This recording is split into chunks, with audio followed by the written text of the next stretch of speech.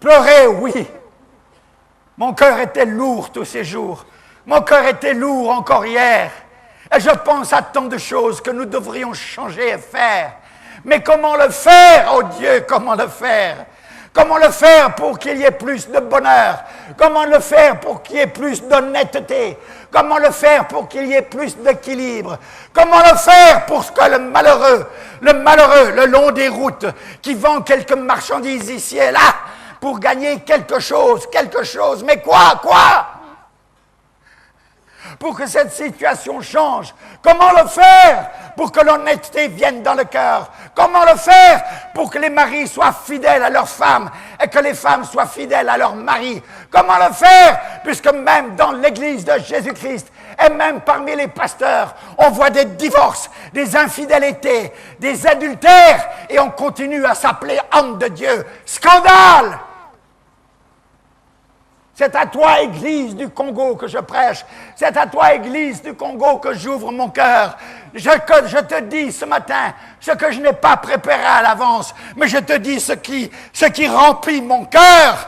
Nous pouvons nous bomber le torse 50 ans, jubiler. Et quoi? Est-ce que cela change à notre situation? Est-ce que cela change à notre avenir? Est-ce que cela change quelque chose au niveau de nos familles? Où en sommes-nous? Nous avons l'habitude de jeter la responsabilité sur les autres. Nous avons l'habitude de rejeter la responsabilité sur tel dirigeant ou tel autre dirigeant. Nous avons l'habitude de trouver des excuses. Mais tout cela ne tient pas, car chacun d'entre nous, nous pouvons faire quelque chose pour changer quelque chose. Et si chacun d'entre nous, dans cette Église, nous sommes décidés à changer quelque chose, nous aurons une influence. Et cette influence va se multiplier. Et se multiplier encore. Fini de jouer continuellement. Pourquoi jouer encore et encore?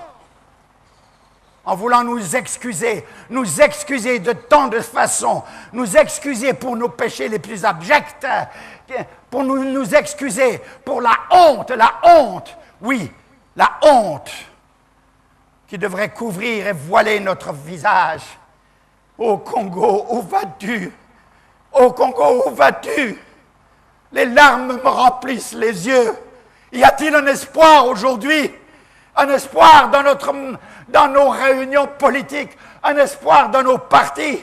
Un espoir?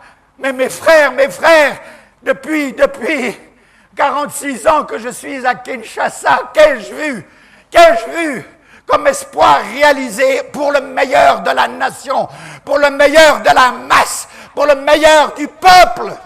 Peut-être vous n'êtes pas content et vous dites c'est un étranger qui nous parle. Non, je ne suis pas étranger, je suis Congolais comme vous. Et c'est pour cela que je parle. Et c'est pour cela que je parle et je parlerai encore. Ne vous en déplaise, ceci concerne la morale de la famille, la morale de la société, la morale des instances politiques, la morale des décideurs de la nation. La morale, où est-elle? J'ai déjà crié et je crie encore. Pourquoi m'arrêterais-je de crier? Un jour, peut-être, ces paroles lancées ainsi ne seront pas perdues pour rien. De toute façon, si je prêche de cette façon, mes frères, je sais qu'en le faisant, je me sauve moi-même. Car sachant, je dois parler. Si je ne sais pas, je ne peux parler. Mais si je sais, je dois parler. Et c'est ma responsabilité. Dieu me dira, tu savais, tu n'as rien dit. Frères et sœurs, je ne cherche pas à ce que les hommes m'aiment, mais je cherche à ce qu'ils aiment le Dieu vivant. Et qu'en aimant le Dieu vivant, ils obéissent à ses lois et à ses commandements.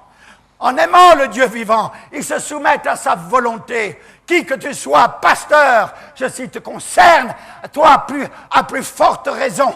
À plus forte raison. Pourquoi ne veux-tu pas t'humilier lorsque tu as péché?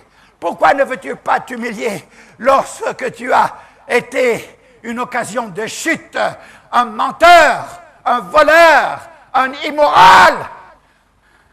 Pourquoi voyons-nous cela dans l'Église? Pourquoi fermons-nous la bouche?